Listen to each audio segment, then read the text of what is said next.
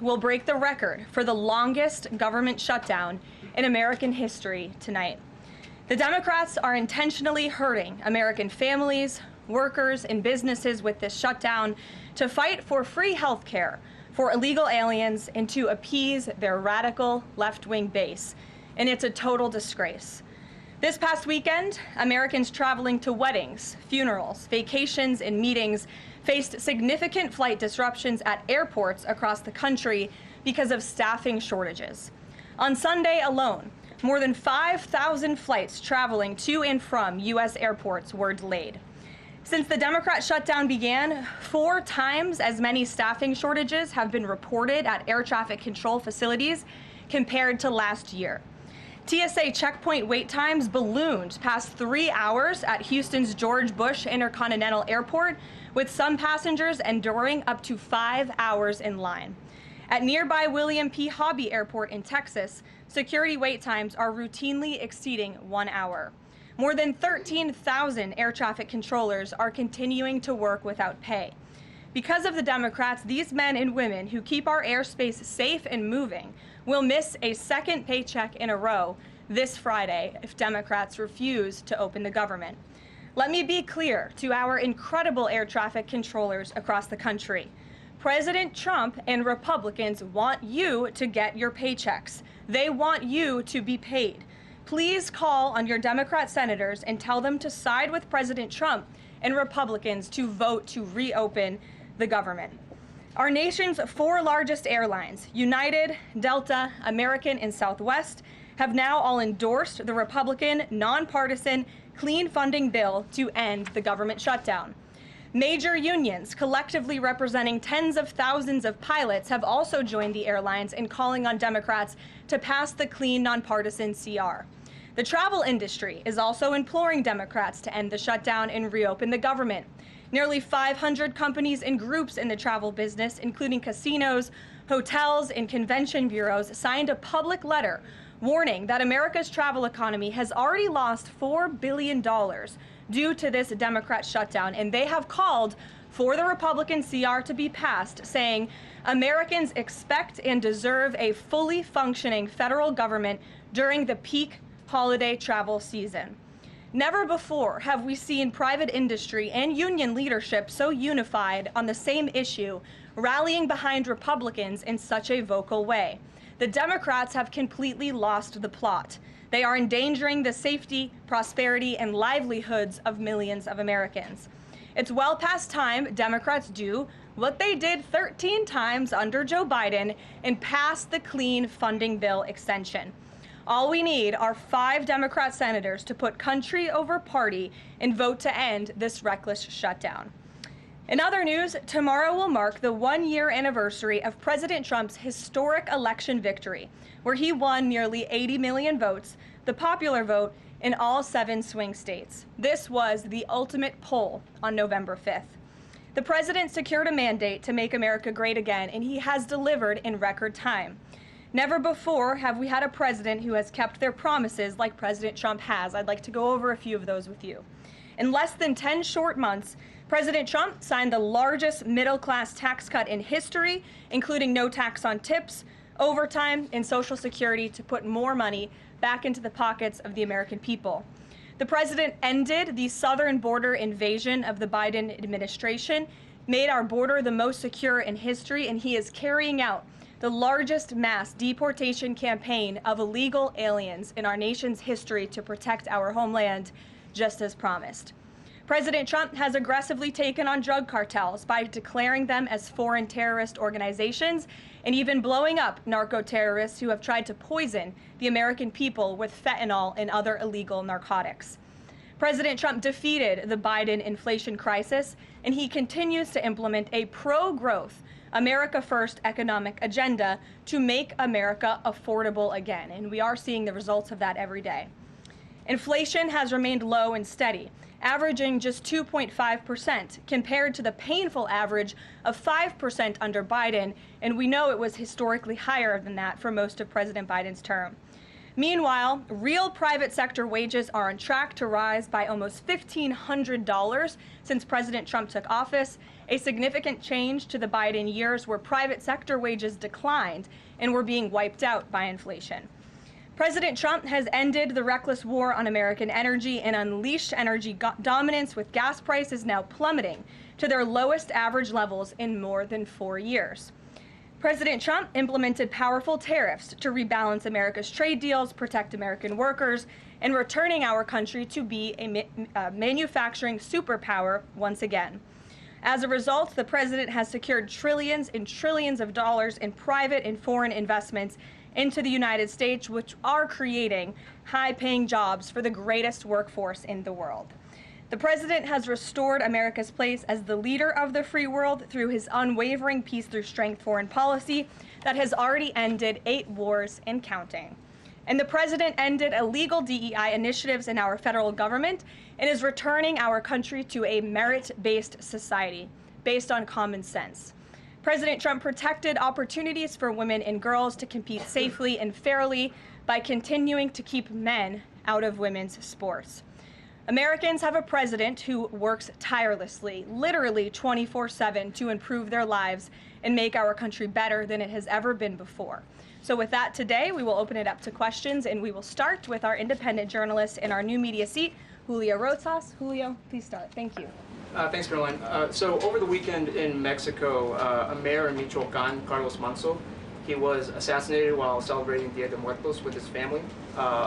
His assassination has sparked a lot of outrage. A lot of Mexicans are very upset. They're blaming President Claudia Sheinbaum for not taking the cartel threat seriously enough. Yesterday, she said that, once again, she's not going to allow any foreign military intervention to take on the cartels on Mexican soil, and that Mexico is not going to pursue a drug war similar to what they've done in the past. So my question is President Trump satisfied with Claudia Sheinbaum's approach to cartels? And if not, has Manso's assassination kind of opened up some new options for the United States to pursue regarding cartels? Well, first of all, with respect to this specific news item and this alleged assassination that took place in Mexico, I know the Trump administration, we are aware of that, and of course we condemn all political violence anywhere in all forms.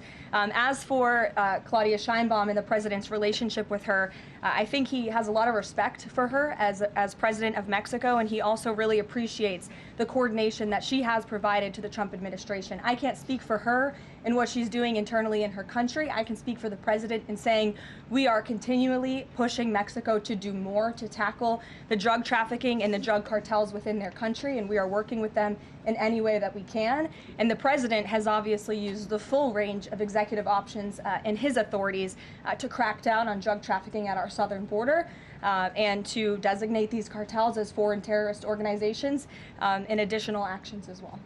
Just one more question. Sure. So at the Antifa roundtable that we were at just last month, myself and the other panelists made the recommendation to the president for, speaking of foreign terrorist organizations, to have Antifa not just be a domestic terrorist organization, but be designated as a foreign terrorist organization since they have cells in other countries.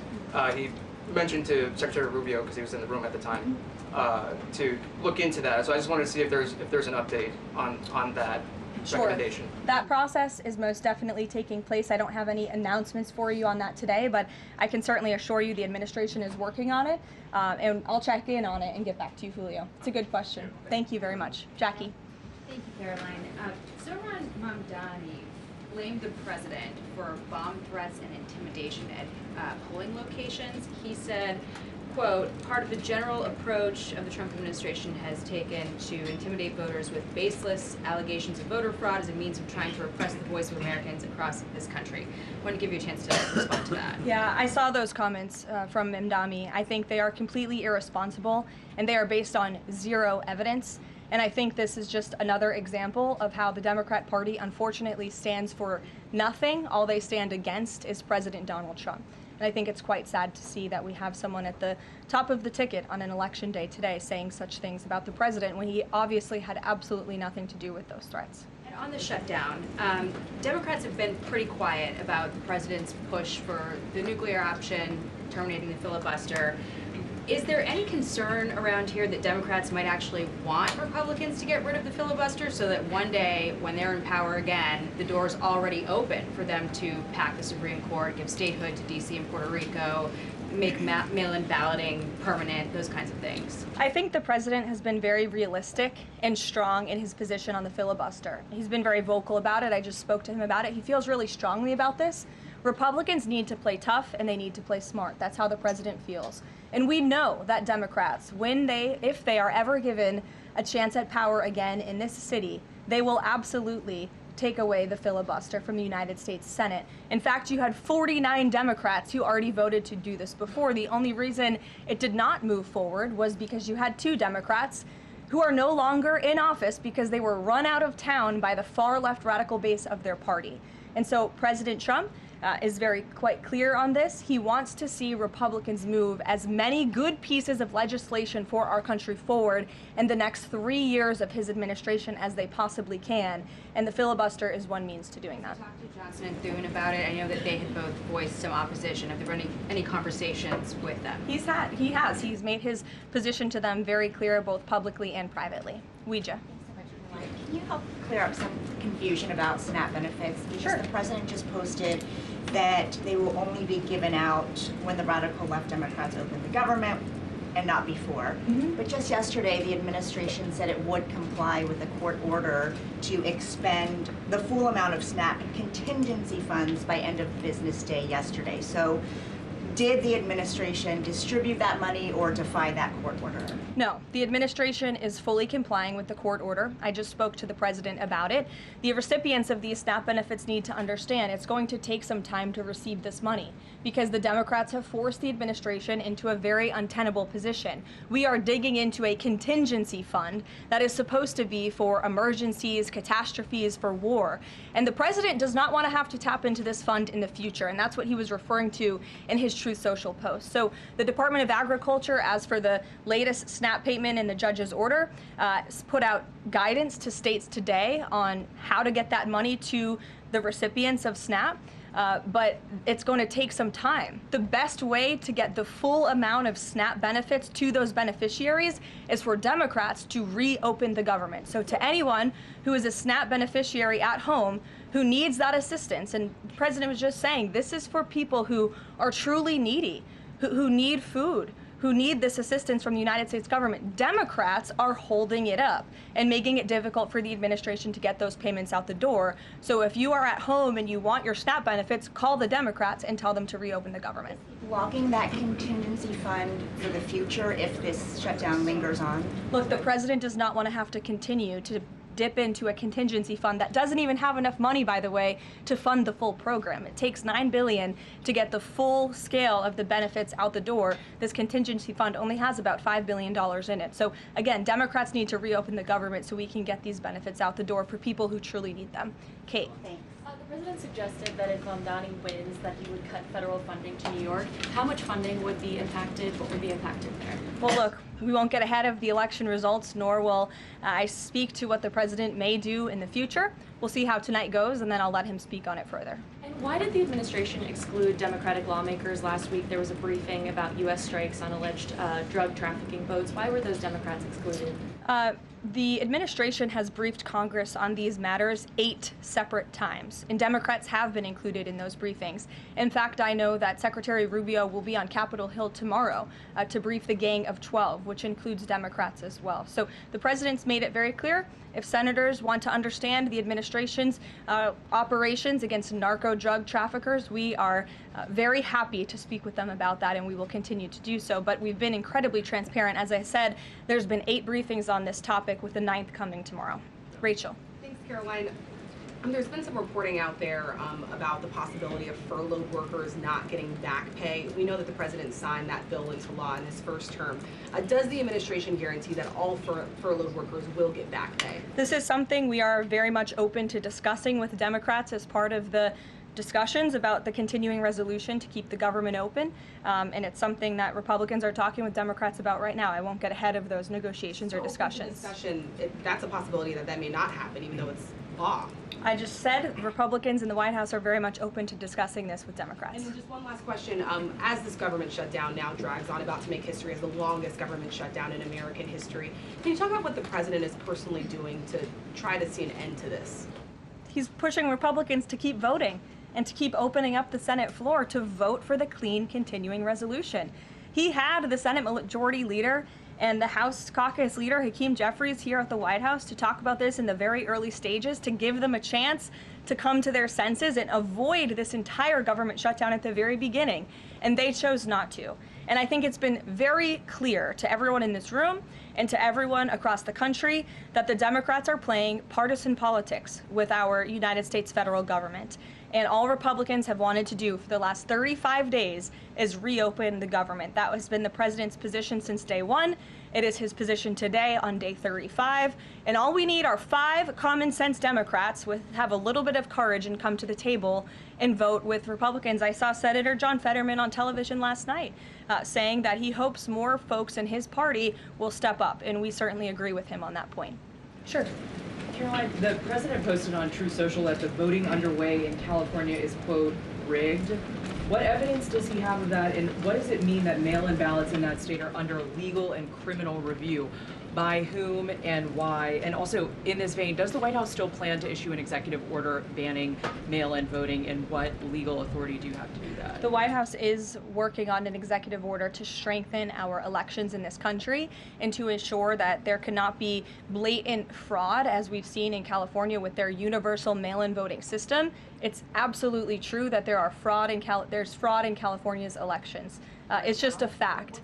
It is just a fact. They have a universal mail-in voting system, which we know is ripe for fraud. And if you want to deny that, I'm happy to provide you all of the evidence for it. I'd be glad to send that to you after this briefing. Rigged. Fraudulent ballots that are being mailed in the names of other people, in the names of illegal aliens who shouldn't be voting in American elections. There's countless examples, and we'd be happy to provide them. As for executive action the White House is taking, yes, we are looking into that. And like any executive order, of course, any executive order the president signs is within his full executive authority and within the confines of the law. Stephen. Thank you, Caroline. I've got 2 questions I'd like to ask you about New York, but first I'd like to ask you about breaking news from the Attorney General. She revealed just about an hour ago that the Biden Justice Department seized President Trump's official first-term phone and subpoenaed his private phone records. Do you have a reaction to that? And also, do we know if they actually got those private call records? I saw the Attorney General's post on that. For additional questions, I would refer you to the Department of Justice, but I think this is just further evidence of the egregious overreach and weaponization of government that took place under the previous White House against then former President and now President Donald J. Trump. It was a clear effort by the Biden White House and the Biden DOJ to go after the president, and this is just further evidence of that. On New York, we've seen the president's messages that he's put out, but could you describe how he's feeling as a New Yorker watching this election? Well, the president is a New Yorker and he loves New York. It is his home. He talks about that all of the time, and he's made his thoughts on this election quite clear, I think, himself. In the back, yes, go ahead. Thank you. Over the weekend, there were reports. I was going to you in the green, but go ahead and then you can have your question. Thank you. Over the weekend, there were reports that President Trump was due to host President of Syria, Ahmed al-Sharia, on Monday. Do you have any preview for that meeting? Is he expected to invite him to join the U.S.-led anti-ISIS coalition? I can confirm that that meeting will be taking place here at the White House on Monday, and this is part of the president's efforts in diplomacy to meet with anyone around the world in the pursuit of peace. And as you know, when the president was in the Middle East, he made the historic decision to lift sanctions on Syria to give them a real chance at peace. And I think the administration, we've seen good progress on that front under their new leadership. And so he will be here at the White House on Monday, and I'll let the president speak further on it on Monday. Yes, go ahead. Thank you, Caroline. I was just curious, you had mentioned there that President Trump, as we know, has been speaking with Republican leaders in Congress about reopening the government. Is he involved in any other negotiations, and is he prepared to sign something if a deal does come out by the end of this week? On top of that, with SNAP benefits, does he have any authorities or considering any authority there to release more funds to help people who are desperately needing these benefits? So look, I think I've already answered the question on SNAP. We're complying with the court's order and we're getting that partial payment out the door as much as we can and as quickly as we can, but it's going to take some time because again, this is a prorated payment that we're tapping into a contingency fund for. The best way to get those payments out the door is for Democrats to reopen the government. But yes, the president is in constant communication with his friends on Capitol Hill. They know, they call, he answers, he picks up the phone. He's a very transparent president in that way. And as soon as the Democrats pass the clean continuing resolution, President Trump will be here to sign it. Michael. Thank you, Caroline. President Trump has threatened to go into Nigeria guns a-blazing if Nigeria's government does not stop the killing of Christians in that country. Has the White House heard back from Nigeria's government on this threat? As the president stated, Michael, if the Nigerian government continues to allow the killing of Christians, the United States will immediately stop all aid and assistance to Nigeria and may take action to wipe out the Islamic terrorists who are committing these horrible atrocities, especially against innocent women and children. I don't have any further announcements on that for you today, but I can assure you the President of the United States is watching this situation unfold very closely, as is our Secretary of State, Marco Rubio. Caroline, President Trump has endorsed Andrew Cuomo in New York City's mayoral race. He has not by name endorsed Winsome Sears in Virginia's gubernatorial race. Why is that? Look, as you know from this podium, I'm quite limited in what I can say with regards to ongoing political elections. I think the president has spoken for himself and what he wants to see take place in these elections today. Leavitt. Thank you. I would like to ask you about India-US relationship. What is President's thoughts on the future of India-US relationship? I'm sorry, Leavitt, can you repeat that? What is President's thoughts on future of India-US relationship? I think he feels very positive and strongly about it. As you know, he recently, a few weeks back, spoke to Prime Minister directly when he celebrated in the Oval Office Diwali with many high-ranking Indian American officials here at the White House. We have a great U.S. ambassador to India in Mr. Sergio Gore, who will represent our country very well. And the president and his trade team continue to be in very serious discussions with India with respect to that topic. So I know the president has great respect for Prime Minister Modi, and they speak pretty frequently. Thank you. Hi, yes. The air traffic controller crisis ongoing. Secretary Duffy said he will now start to cancel and ground flights next week to maintain safety. Should people fly next week given this new information, and is the administration encouraging people to stop flying altogether and look at alternative transportation modes? The administration is encouraging Democrats to reopen the federal government so this chaos and disruption to our air traffic control system in the United States of America stops. It is ridiculous that we have even gotten to this place and that the Democrats have continued to shut down the government with 35 days, our air traffic controllers continuing to work unpaid, every single major airline in our country coming out and begging the Democrats to please reopen the government. And you had a Democrat staffer who was quoted, I believe in Politico a few weeks back, saying, short of planes falling out of the sky, we are not going to reopen the government. That is a reckless and dangerous statement from someone who didn't want to put their name on that statement, but we know it came from the Democrat Party. And I think we're very clear. We want to reopen the government so we can resume travel in the safest and most efficient way possible, especially as we head into the busiest travel season of the month. We have Thanksgiving in a few weeks. And so Americans across the country need to make it very clear to their Democrat representatives that we want this government to be reopened so we can resume safe and efficient travel. Fran. Caroline, as of last I checked, the president still had not commented on the death of former Vice President Dick Cheney. Is the White House involved in funeral arrangements in any way? Does the president plan to speak at the funeral? Has he spoken to anyone in the Cheney family today? And does the White House have an opinion on whether or not the former vice president should lie in honor or state in the Capitol? I don't believe the White House is involved in that planning, or at least hasn't gotten to it yet. I know the president is aware of the former vice president's passing, and as you saw, flags have been lowered to half staff in accordance with statutory law. Jasmine. Thank you.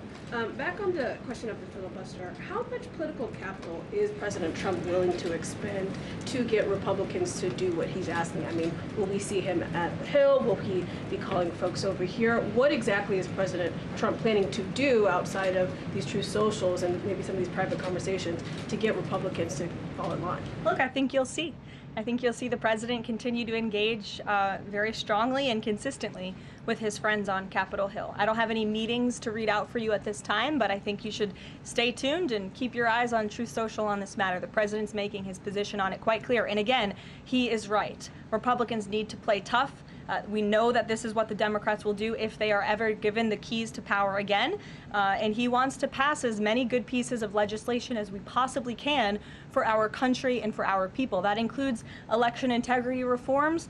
It includes additional tax policy. It includes, fixing our immigration system further in ways that only Congress can. And the president fears with a Democrat Party that is so radical and opposes everything he does and everything he says, this is the only option for Republicans to move forward. Karen. Question. President Trump said to CBS in the 60 Minutes interview that he did not know the Binance founder, which he pardoned. What exactly did he mean for that? I know it caused. He means he does not know him personally. He means he does not have a personal relationship with this individual. And when it comes to pardons, the White House takes them with the utmost seriousness, and the president understands the responsibility that he has as president to issue clemency and issue pardons to individuals who are seeking that. That's why we have a very thorough review process here that moves with the Department of Justice and the White House counsel's office. There's a whole team of qualified lawyers who look at every single pardon request that ultimately make their way up to the President of the United States. He's the ultimate final decision maker. And he was very clear when he came into office that he was most interested in looking at pardoning individuals who were abused and used by the Biden Department of Justice and were over-prosecuted by a weaponized DOJ. And the individual you're referring to, that was certainly the case. Even the judge in his case said that the sentencing that the Biden administration was asking for was egregious and went too far. And so the president is correcting that wrong, and he has officially ended the Biden administration's war on the cryptocurrency industry, and I think that's the message he sent with this pardon. Karen, yes. Back on the issue of back pay for furloughed workers, you said that the White House is open to discussing that with Democrats, but what would that discussion even be? There was a law, the president signed it in 2019.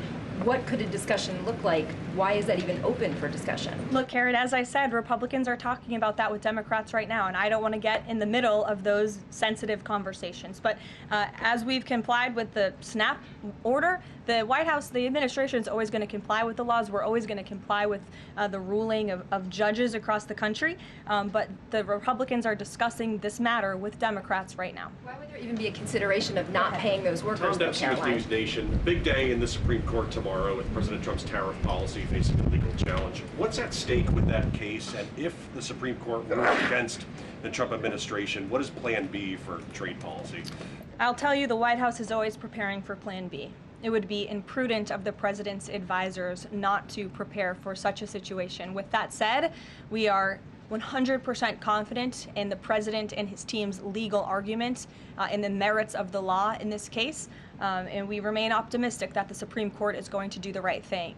The importance of this case cannot be overstated. The president must have the emergency authority to utilize tariffs. Look at what President Trump has been able to do with the leverage and the power of tariffs. He's been able to sign peace deals all over the world and end global conflicts and literally save lives. He's been able to bring in trillions of dollars of investments into our country. In fact, this year alone, we are going to cut the deficit by $600 billion, namely because of the president's effective use of tariffs. And the president strongly believes that economic security is a matter of national security, and tariffs have a lot to do with that. And this case is not just about President Trump.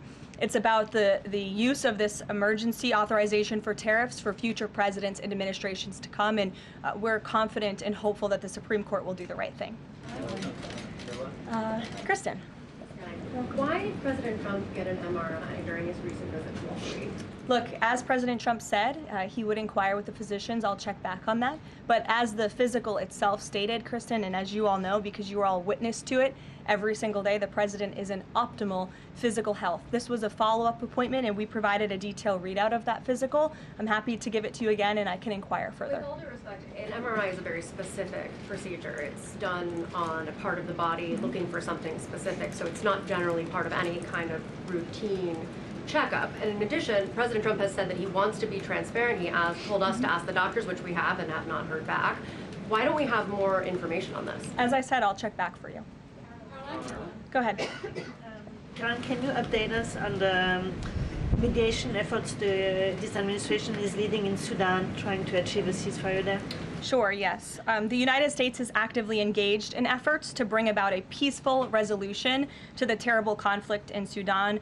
We remain committed to working with our international partners, including Quad members, Egypt, Saudi Arabia, the UAE, as well as others, to lead a negotiated peace process that addresses both the immediate humanitarian crisis and the longer-term political challenges. I actually spoke with Secretary Rubio about this morning, as of course there's been, kind of an uptick in recent reporting on the matter, and he assured me that the administration is very much engaged. We're in pretty frequent communication with those Arab partners that I just mentioned, and we want to see this conflict come to a peaceful end, just as we have with so many others, but the reality is it's a very complicated situation on the ground right now. Karoline? Yes. Hi, yes. Just trying to go back into the subject of Mexico. Is the Trump administration planning to send U.S. troops to Mexico to combat drug cartels, as reported by other outlets? That's not something I would confirm from this podium if it were happening, so I will not comment on that. Eamon. Thank you, Caroline.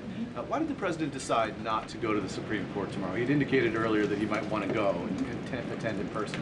Yeah. Now he's saying he's not going to go. Why? The president did have an interest in attending the Supreme Court hearing tomorrow, as I just expressed how important it is to him, the administration, and the country, this case. But he is traveling to Miami tomorrow, as you all know, to give an economic address with the mayor of Miami and many global business leaders to talk about his historic success with the economy over the past 10 months and talk about sort of where we are headed as a country in terms of our economy. So he'll be traveling tomorrow on the road in Miami. That's why he won't be here, but Secretary Scott Bessent will be in attendance at the hearing tomorrow at the request of the president. He has said that he doesn't want to export the high-end NVIDIA chips to China, but the Wall Street Journal reported yesterday that there was some question about whether the president would raise this as a possible concession with the Chinese side during his meeting with Xi Jinping. So does the White House consider NVIDIA chip exports to China to be a closed issue right now, or is this an ongoing negotiation between the United States, China, and NVIDIA at this point? The president has made his position on this very clear, both to the Chinese and also to all of you. He's answered this question directly. As for the most advanced chips, the Blackwell chip, that's not something we're interested in selling to China at this time. Annie? Does the president think that the results of the Virginia or New Jersey gubernatorial races tomorrow, or statewide races tomorrow, will in any way reflect a voter sentiment towards his administration? Look, Annie, I'm not at liberty to talk about the election results, and I certainly won't get ahead of them. I'm not going to engage in hypotheticals that may or may not happen tonight. We'll have to watch and see. And I'm sure you'll hear directly from the president tomorrow on that point. Quickly on Snap, just really quickly, is there anything that prompted the president's tweet this morning? Because it did seem quite different from some of his other communications about Snap. It seemed a little bit out of the left field. I'm just wondering if he had a conversation or if there's anything you're aware of that caused him to decide to, at around 11 o'clock, to send out that message. Look, the president is constantly well read on the news, as you know, and he is very much aware we are in day 35 of a government shutdown in which these SNAP benefits, we're pushing them out the door. USDA put out that guidance to the states this morning. The president was aware of that, and he wants to make it very clear that these benefits are in jeopardy because of the Democrats, and they should just open the government so that we can continue getting these funds out the door in an easier and more efficient way.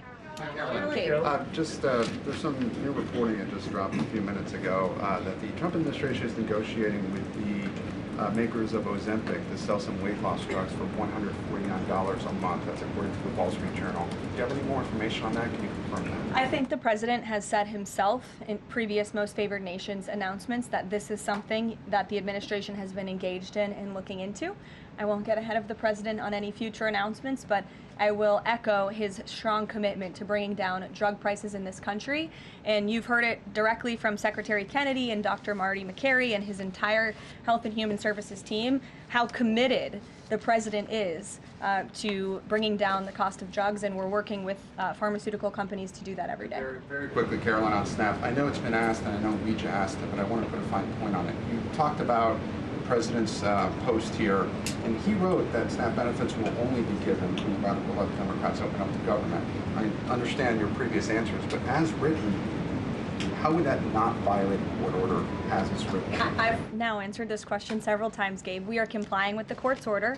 We are getting the payments out the door as quickly as we can. USDA sent the guidance to the state. The president is referring to future SNAP payments. He does not want to have to keep tapping in to an emergency fund and depleting it. In the case of a catastrophe in this country, he wants to have those funds preserved, as they should be. And he's made it very clear Democrats should reopen the government. I have one final positive note for all of you. I told you I would keep you posted when the White House would resume public tours. Well, I'm pleased to announce the Office of the First Lady has reopened the doors for public tours on Tuesday, December 2nd. There will be an updated route, of course, for guests in light of the ballroom construction that's taking place, but we very much look forward to celebrating the holiday season. And the public and members of Congress and anyone who wants to come visit the First Lady's beautiful decorations is welcome to go to whitehouse.gov/visit to sign up for a tour. Thanks, guys. We'll see you tomorrow.